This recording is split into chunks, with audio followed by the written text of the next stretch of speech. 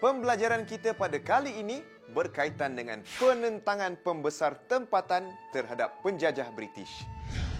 Di penghujung tajuk ini, kita akan dapat mengetahui sebab-sebab penentangan pembesar secara umum, tokoh-tokoh pembesar yang menentang British, sebab-sebab khusus penentangan pembesar, peristiwa penentangan pembesar-pembesar. Cuba lihat gambar yang dipaparkan pada skrin. Kenalkah anda dengan tokoh yang dipaparkan ini? Mereka adalah tokoh yang berkorban demi mempertahankan kedaulatan negara kita. Tokoh pertama kita ialah Rentap.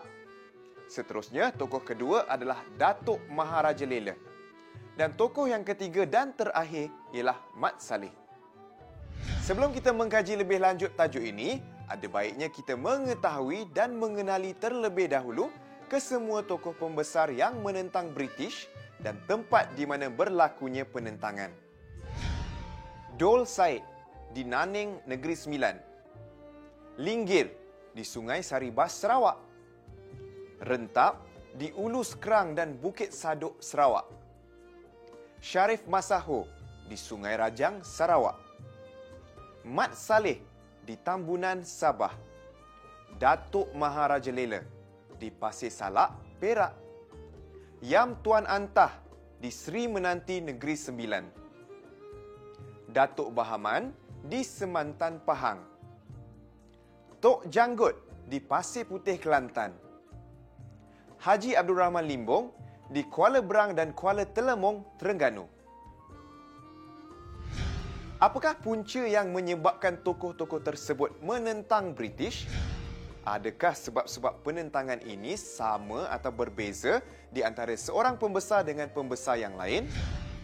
Untuk pengetahuan anda, terdapat 6 sebab mengapa pembesar tempatan menentang British. Sebab-sebab penentangan adalah seperti berikut. Dasar penaklukan British.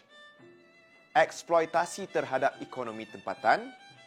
Pelaksanaan pentadbiran barat terhadap masyarakat tempatan, campur tangan British dalam adat resam tempatan, pembesar tempatan kehilangan kuasa dan pengaruh, kesulitan penduduk tempatan. Selanjutnya, kita akan membincangkan setiap sebab secara terperinci agar kita tidak terlepas pandang isi-isi penting berkaitan tajuk ini.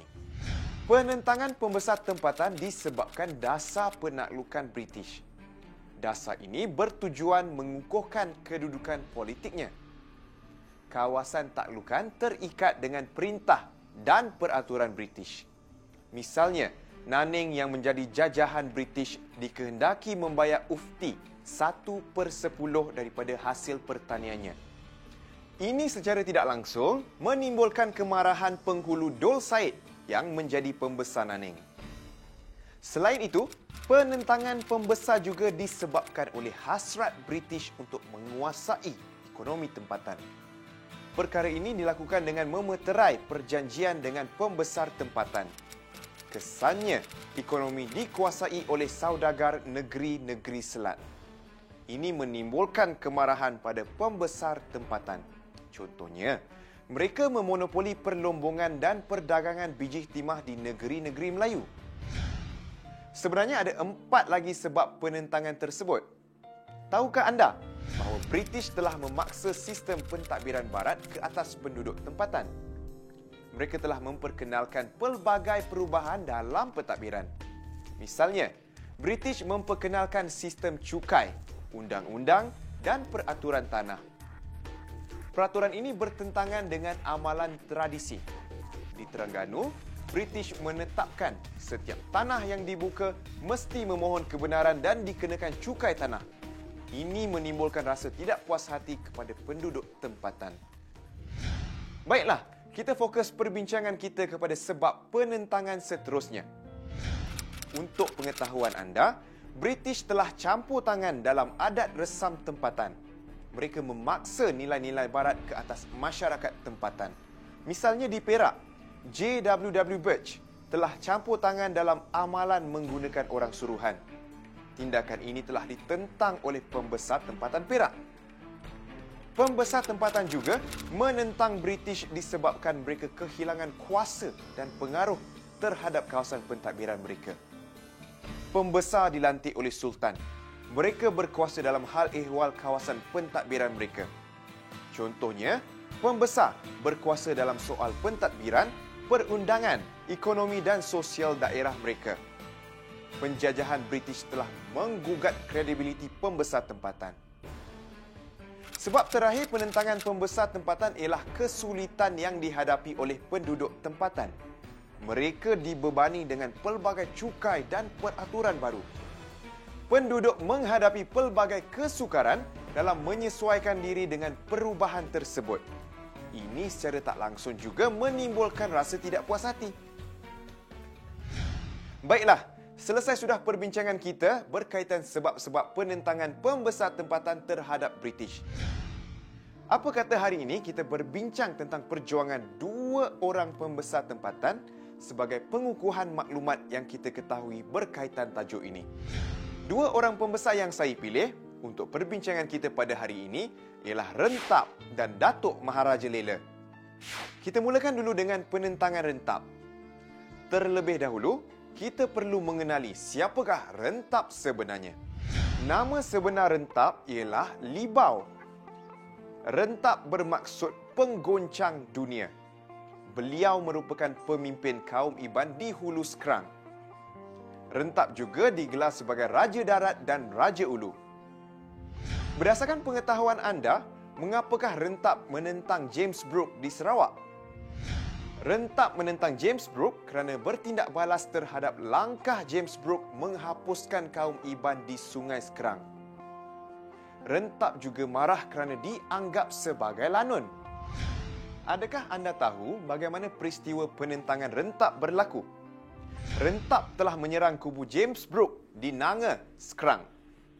Rentap berjaya mengusir James Brooke. Brooke bertindak balas dengan membakar perkampungan orang Iban. Rentap berundur ke Bukit Sadok. James Brooke berjaya mengalahkan Rentap pada tahun 1861. Rentap telah berundur ke Ulu Sungai Entabai. Apakah kesan penentangan Rentap selepas tahun 1861? Serangan Rentap semakin lemah dan gagal dalam perjuangannya. Seterusnya, kita fokus pula kepada negeri Perak.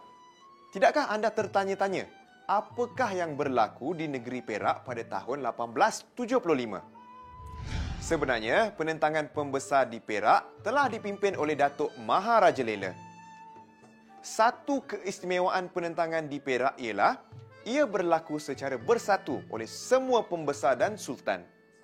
Datuk Maharaja Lela telah dibantu oleh Sultan Abdullah, Ngah Ibrahim, Datuk Sago, Seputum, Pandak Indut dan Pandak Lam. Mengapakah pembesar Melayu di Perak menentang British? Antara sebab-sebabnya ialah pembesar menolak sistem cukai yang menghapuskan hak mereka. British campur tangan dalam adat resam dan hal ehwal tempatan. JWW Birch tidak tahu menghormati sistem sosial tempatan dan tidak tahu berbahasa Melayu.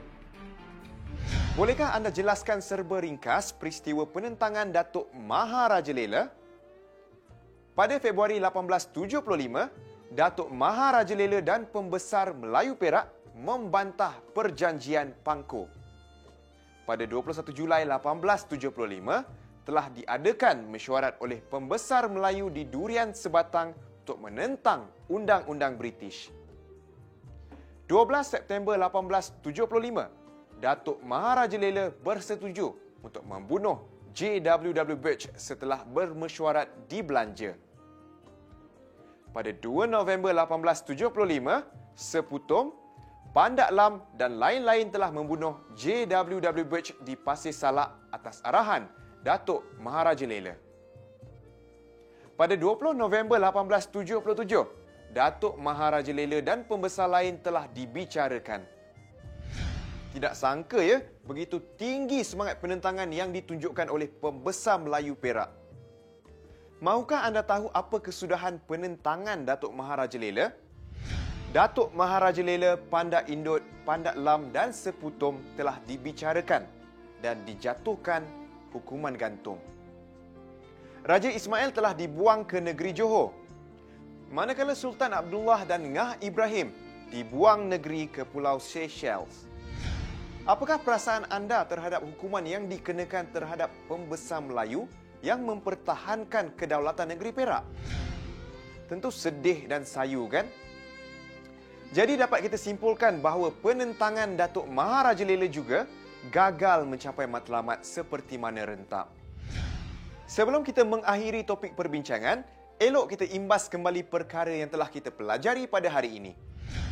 Melalui tajuk perbincangan tadi, kita dapat memahami sebab-sebab penentangan pembesar, mengenali 10 orang tokoh yang menentang penjajahan British, mengkaji sebab-sebab khusus dan peristiwa penentangan rentap di Sarawak dan Datuk Maharaja Lela di Perak.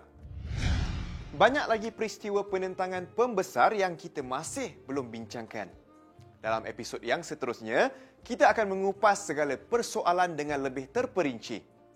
Hingga berjumpa lagi, selamat beristirahat dan jangan lupa untuk terus berusaha ke arah kecemerlangan.